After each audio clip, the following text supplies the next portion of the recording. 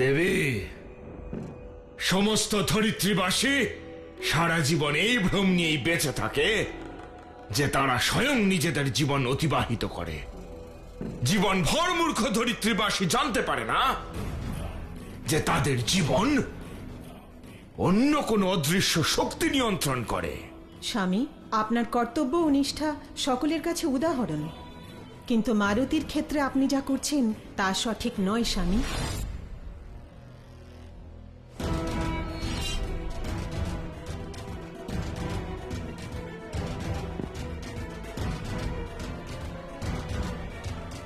মারুতির প্রতি আপনার মনে অত্যাধিক সহানুভূতি জাগ্রত হচ্ছে দেবী।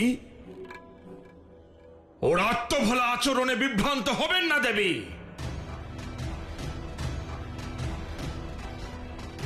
জ্ঞানী গুণী ব্যক্তিকেও সে নিজ সামনে নত করতে সক্ষম। অনিয়ন্ত্রিত শক্তি আছে ওর মধ্যে, যাকে নিয়ন্ত্রণে আনা অত্যন্ত আবশ্যক। আর তাই যতক্ষণ না মারুতির মধ্যে সেই বোধ উৎপন্ন হচ্ছে অমঙ্গল,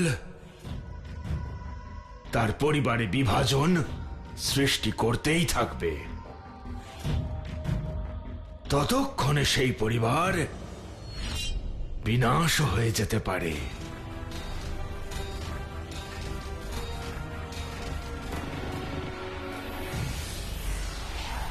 প্রভু, মারুতির কর্মফলের ভারসাম্য রক্ষা করতে শনিদেব তো সমগ্র কিষ্কিন্ধায় যুদ্ধ বাঁধিয়ে দিয়েছেন। শনি নিজের বিকলাঙ্গতার কারণে সবচেয়ে ধীর গতি সম্পন্ন গ্রহ। সেই হেতু কারোর জীবনে শনির দশা দেখা দিলে মনে হয় যেন সময় স্থগিত হয়ে গেছে। সমগ্র প্রয়াস, সমগ্র কর্ম ধীর গতি হয়ে যায় ভৃঙ্গি। প্রাণীর মধ্যে অপূর্ণতা বৃদ্ধি পেতে থাকে। ভোজন জলপান ত্যাগ করে সারা দিন খুঁজে চলেছি, কিন্তু সেই অদৃশ্য ছায়াকে খুঁজেই পাচ্ছি না। কি করি আর কোথায় যে খুঁজি? শনিদেব বর্তমানের সাথে সাথে অতীতের কর্মেরও বিচার করেন, আর সেই অনুযায়ী কর্মফল নির্ধারণ করে তা ভোগ করার জন্য বাধ্য করেন। এমনই বক্র দৃষ্টি তার যে কেউ নিস্তার পায় না।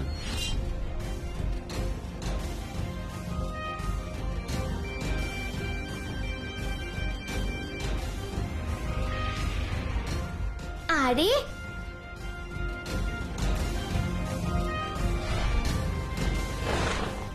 মারুতি, মারুতি, আরে ওরা তো আমার মিত্র, জগন্মগন বন্ধু। জগন্মগন বন্ধু, মারুতি, তোমার কাছে তোমার মিত্রদের জন্য তো এতটুকু সময়। এখন এসেছো আর যেতে দেব না মারুতি। একদম সত্যি, তোমার উপর অত্যন্ত রেগে আছি। কি হয়েছে মিত্র? তোমাকে খুবই বিচলিত মনে হচ্ছে। পরিস্থিতি এমন, এক অদৃশ্য ছায়া আমাদের পরিবারে কলহ সৃষ্টি করছে।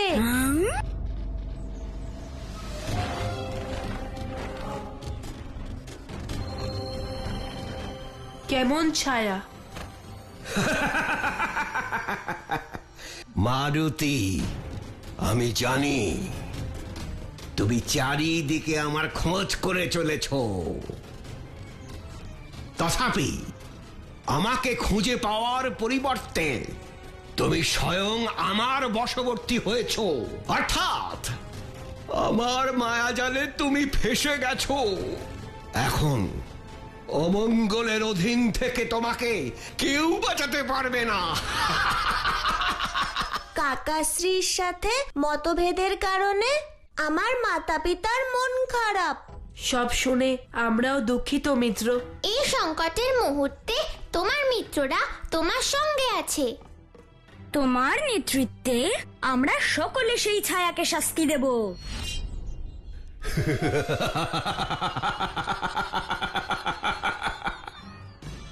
অমঙ্গলের ছাকে কেউ রোধ করতে পারে না। এবার আমি মারুতি তোমার আর তোমার বন্ধুদের মধ্যে এখন আমি মতভেদ সৃষ্টি করব। তখন কেমন লাগবে মারুতি, যখন তোমার মিত্রগণ তোমার শত্রু হয়ে উঠবে?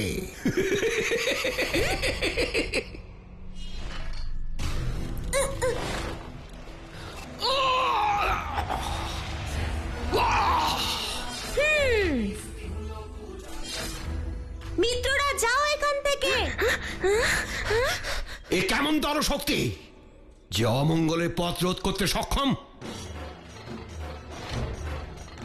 ও, আপনি তাহলে আমাদের পরিবারের মধ্যে কলহ আর মতভেদ সৃষ্টি করছেন, আর এখন আপনি এখানে এসেছেন আমার মিত্রদের আপনার বশে করতে? অসম্ভব! অমঙ্গলের ছায়াকে কেউ কিভাবে রোধ করতে পারে? বলো, তুমি আমাকে চিহ্নিত করতে কিভাবে সমর্থ হলে? আমি সব সময় আপনার উপস্থিতির আভাস পাচ্ছিলাম। সেদিনও, যেদিন আপনি প্রথমবার আমাদের মহলে প্রবেশ করেছিলেন। ছোট মাতাকে নিজের বশে করে ওনাকে দিয়ে কটূক্তি করিয়েছিলেন। দাঁড়াও, আপনারা আমাকে আর আমার স্বামীকে অপমান করার জন্য এখানে আমন্ত্রণ করেছেন? আর গতকাল আমার কাকাশ্রীকে নিজের বশে করেছিলেন, তখনও বুঝেছিলাম।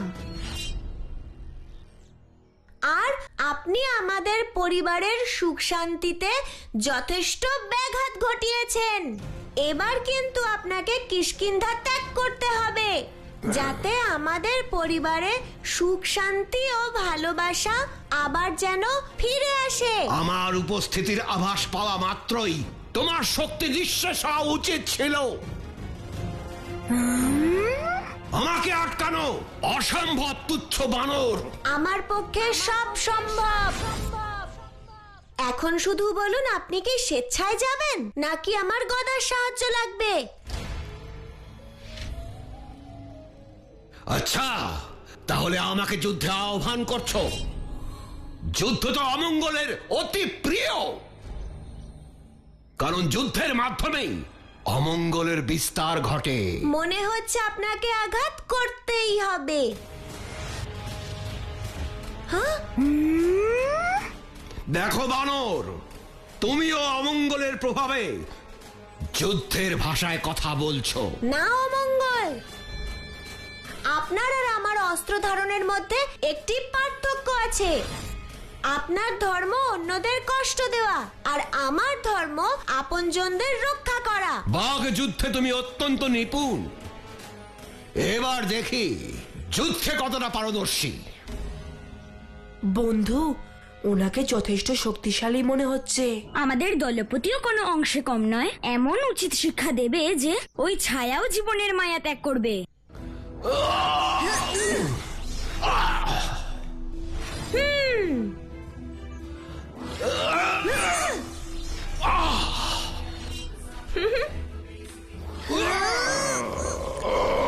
আপনি আমার কথা শুনবেন না তো?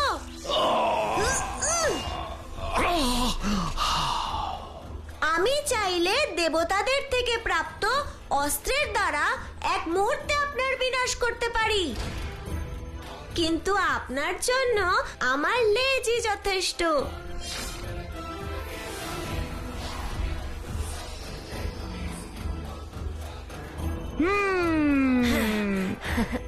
আমায় ছেড়ে দাও। দেখলেন তো, আমি কোনো পক্ষপাতিত্ব না করে, অস্ত্র প্রয়োগ না করে যুদ্ধে আপনাকে পরাস্ত করেছি। তাকে সম্মান করে ভালোয় ভালোয় আমাদের পরিবার থেকে আর আমাদের ধরিত্রী থেকে দূরে চলে যান, নয়তো আমি খুব রেগে যাব। অমঙ্গলের প্রকোপ তুমি এখনো দেখনি বানর। তোমার পরিবারের শান্তিকে নষ্ট না করে আমি কোথাও যাব না। তাহলে আমি আপনাকে বন্দি করে এমন স্থানে আটকে রাখবো যাতে আপনি কারোর অমঙ্গল করতে না পারেন। জয় শ্রীরাম।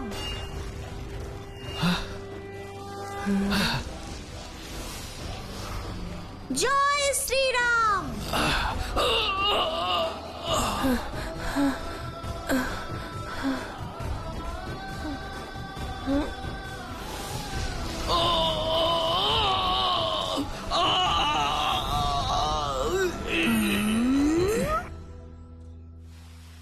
কি মহারাজ ভ্রাতা সুগ্রীবের বিরুদ্ধে যুদ্ধের আয়োজন করছেন? এই সংবাদ 100% সত্য রানীমা। মহারাজের রাজসভায় সকল সভাসদ আঘাতপ্রাপ্ত রানীমা। কারণ কি হলো বলো সুরেলি, কি কারণ তার? কুমার সুগ্রীব যে অপমান মহারাজকে করেছেন তা কেউ মেনে নেননি মহারানী। হে মহাদেব, সেই কারণে মহারাজ কেশরী রাজকুমার সুগ্রীবের বিরুদ্ধে যুদ্ধ ঘোষণা করেছেন। যাই হয়ে থাকুক না কেন, কখনোই যুদ্ধ তার সমাধান হতে পারে না। মহারাজ তো এত অসহিষ্ণু নন। নিশ্চয়ই ওনার মন্ত্রী আর সভাসদেরা ওনাকে এই উপদেশ দিচ্ছেন। যদি ওনারা মহারাজের ভাবনাকে প্রভাবিত করেন তাহলে না না, মহারাজকে আটকাতেই হবে। এই যুদ্ধ হতে পারে না সুরেলি। কাল বিলম্ব হয়ে যাচ্ছে জগন, মারুতি এখনো বাইরে কেন আসছে না বলে তো মিত্র?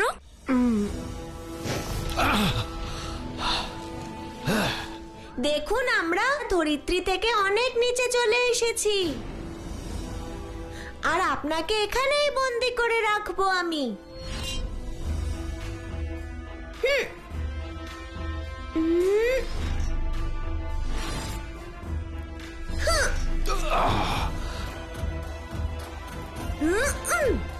ছাড়ো, আমায় মুক্ত করে দাও। আমার কথা যদি শুনতেন তাহলে আর বন্দি হতে হতো না।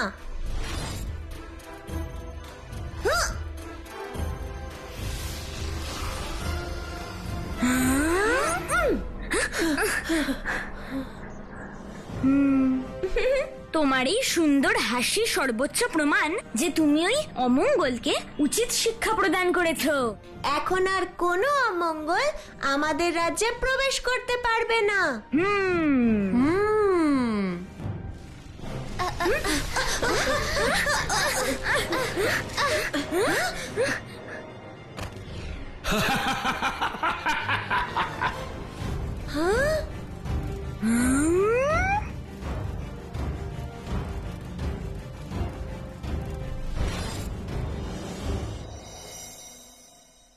রুমা, সমগ্র কিষ্কিন্ধা ও সুমেরুবাসী জানে যে মহারাজ কেশরী আর রাজকুমার সুগ্রীব পরম মিত্র।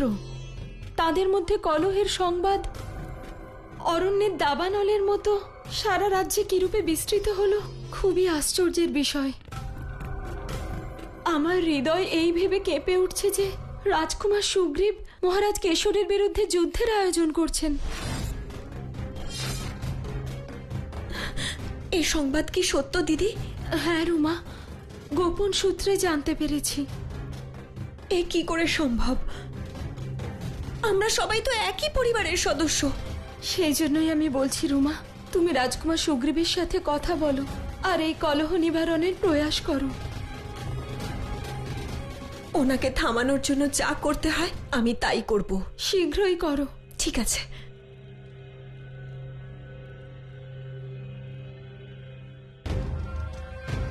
মারুতি, তুমি কি ভাবলে এই ধরিত্রী আমাকে আটকাতে সক্ষম? মূর্খ তুমি, তুচ্ছ বানর। তোমার ক্ষমতা হচ্ছে পিপিলিকার মতন, আর গর্জন করছো সিংহের মতো। আমি কখনোই অপমান সহ্য করতে পারি না। এবার আপনি দেখুন কি অবস্থা করি আপনার। জয় শ্রীরাম।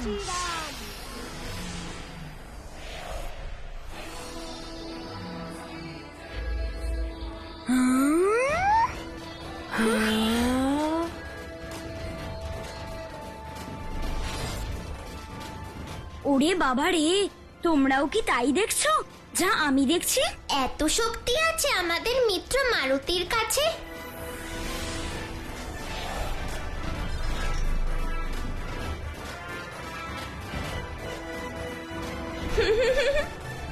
এবার আর ছাড়বে না ওই অমঙ্গলের মিত্র।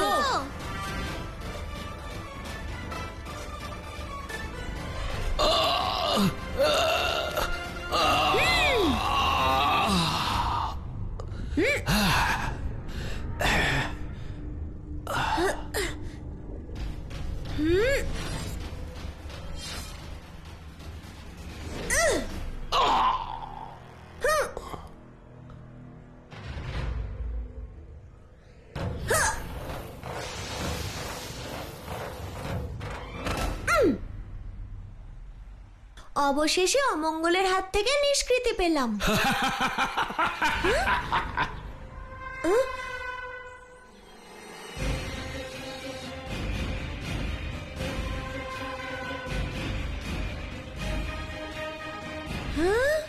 আমাকে দেখে অবাক হচ্ছ তাই না মারুতি? দেখো মারুতি, জলরাশি অমঙ্গলকে আটকাতে পারলো না। দেখো, এখন বলো আমাকে আটকানোর আর কি কি উপায় আছে?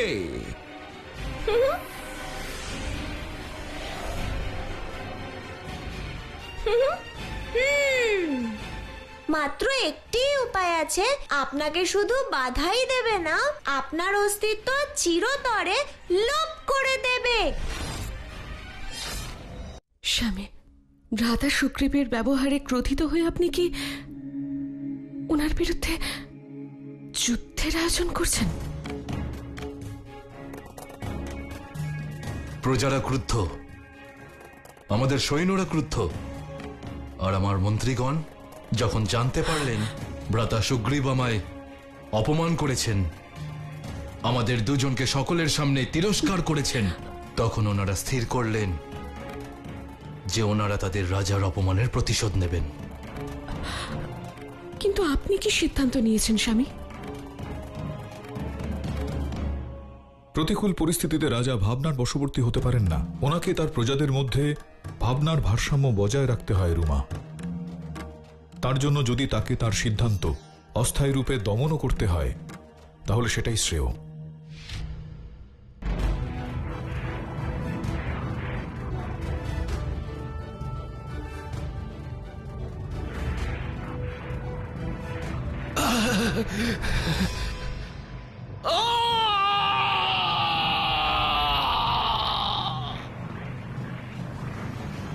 আমি আপনাকে আটকানোর সব চেষ্টা করেছিলাম, কিন্তু আপনি নিরপরাধীদের অযথা কষ্ট দিচ্ছিলেন। এখন আপনার যাওয়াতে চারিদিকে শান্তি ফিরবে।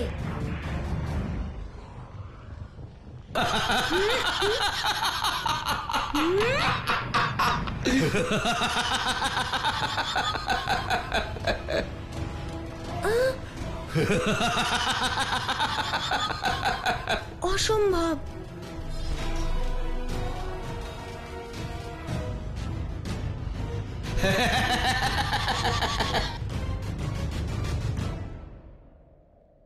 প্রভু, মনে হচ্ছে নিষ্পাপ মারুতির কাছে শনিদেবের এই চতুর পরিকল্পনা ব্যর্থ করার কোনো বিকল্প নেই। হ্যাঁ প্রভু, সকল প্রকার প্রয়াস করার পরেও মারুতি অমঙ্গলকে বাধা দিতে সক্ষম হচ্ছে না। মারুতি একজন শিশুই তো ভৃঙ্গী, আর অমঙ্গলের মতো শক্তির সঙ্গে ওর পরিচয় হলো এই প্রথমবার। তাই সে বলপ্রয়োগে তাকে বাধা দেবার চেষ্টা করছে। প্রভু, মারুতির পথ প্রদর্শনের প্রয়োজন রয়েছে, না হলে এই নিষ্ঠ অনিষ্টর খেলা চলতেই থাকবে। আর অমঙ্গল মায়াজালের মাধ্যমে পুনরায় মারুতির অনিষ্ট করতে সক্ষম হবে। তুমি যতই দৈব শক্তির অধিকারী হও, কিন্তু তুমি নিতান্তই শিশু। তুমি কি করে জানবে অজ্ঞানী যে অমঙ্গল পঞ্চভূত দ্বারা সৃষ্ট নয়? তোমার পরিবারের ভিতকে আমি ধ্বংস করব। তোমার পরিবারের সকলে একে অপরের শত্রু হয়ে উঠবে। প্রত্যেক সম্পর্ক টুকরো টুকরো হয়ে ভেঙে যাবে। এবার এমন বন্ধনে আবদ্ধ করব আর মুক্ত হতে পারবেন না। কই লেজ মহাশয়, দেখাও তো তোমার ক্ষমতা।